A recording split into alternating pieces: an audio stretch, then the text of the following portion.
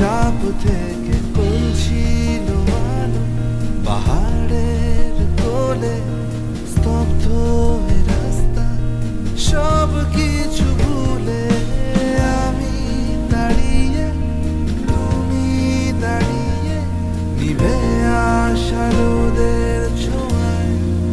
হারালাম কোথায় এ হালকা বাতাসে, সে কৌতূহলী চোখ আটকে আকাশে।